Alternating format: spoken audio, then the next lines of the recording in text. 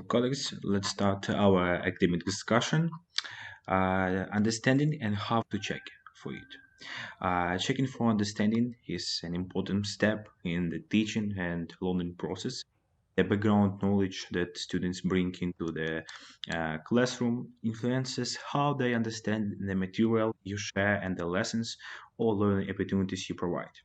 Think of checking for understanding as an added step in the teaching process. Essentially, it involves checking to see if students are relating for information while you are still teaching it, not after.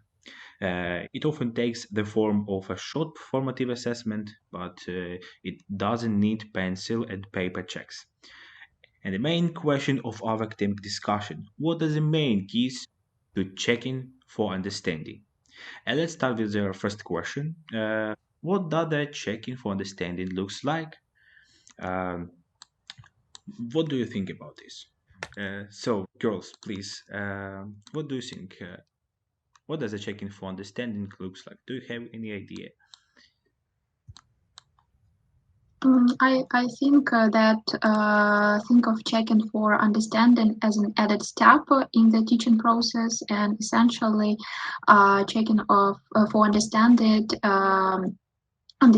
involves checking to see if students are relating the information while they are listening, or when they are listening some information, and it often takes the form of a short maybe formative assessment, but it does not need pencil and paper checks. Yes, and how might this look from a pupil's perspective? Does it take a lot of time?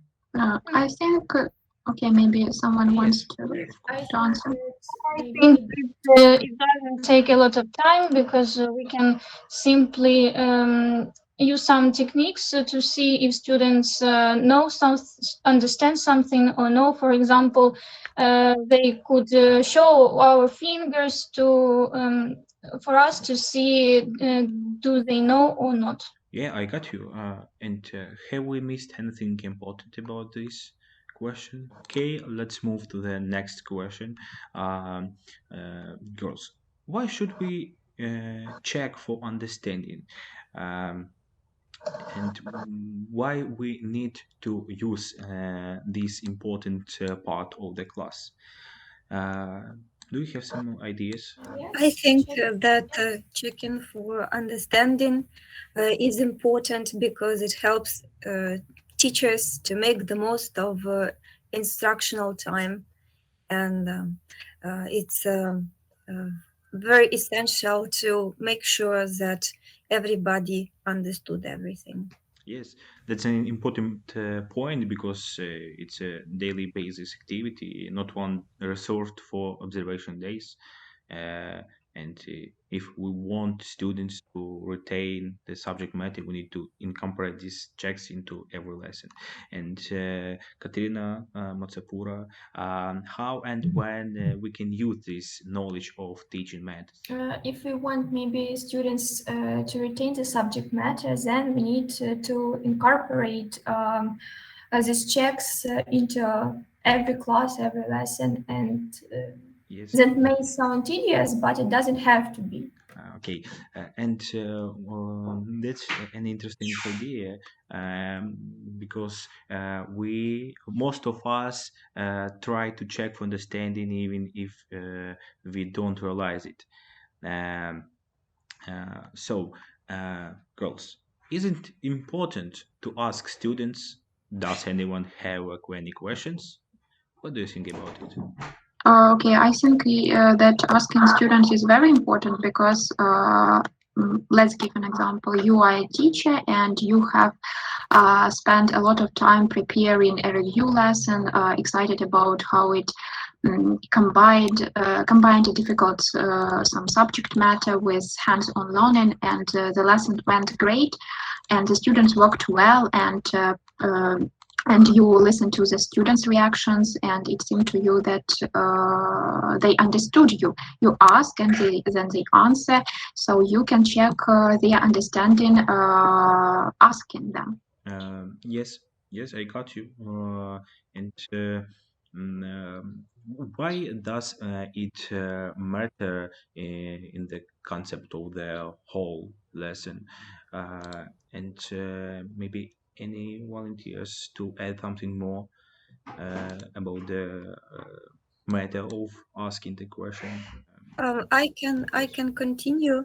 Um, it's important to ask if students have questions because when the teacher checks for understanding with a test, then students may have troubles because they didn't raise their hands. They didn't ask an extremely important question, and then it appears that it's still not clear, so should be extended that matter. So probably the teacher needs to justify just once again that everything was understood. Let's move to another question because I'm lack of time. What is the benefit of checking for understanding based on your personal experience? What do you think? May I? I think that checking for understanding has many benefits. For example, it's simply effective, so it's definitely the first line of defense for most teachers who want to make sure that the teaching is effective. And then formative assessment options like checking for understanding, they aid teachers it determine next steps for the lesson planning and summative assessments. Also, it helps students learn how to work independently, to self-monitor, and so on and so forth. So let me see if I've got you thinking right. You have saying that um, uh, checking for understanding helps students learn to self-monitor and justify answers, and it's simple, effective, and free. Yes, that's right. Yeah, Yes, you got it right. yes. Thank you, thank you. Um, so let's move to the next question. Girls, why are the six facets of understanding important? And is it possible to single out one facet or the most important ones? Okay, there are six phases of understanding. They are explanation, interpretation, application, perspective, empathy, and self knowledge. I think we can use these facets, not all these phases in one time. We can vary them, and it will be very useful for us to know how to do it. Yeah, thank you. And what is the main concept we've been talking about the six facets of understanding? Lida Drubuchuk, what do you think about it? I think that the main concept is how how to check the people's understanding and how to make it right using all these six facets. Yes, yeah, thank you. You're right. And the last one question, finally, of our academic discussion. What are the 5 ways to test your understanding on the Rosenshine principle? Okay, there are 5 principles, yeah, according to Rosenshine. They are presenting new skills or new content, some feedback and correctives, then checking previous knowledges of students, how student can work independently, their independent practice, weekly and monthly reviews. Do you agree with Katya answers? Would someone like to add? Yeah, I would like to add. So, as it was said, the first one should be checking for previous day's work, then presenting new skills. After that, checking for understanding.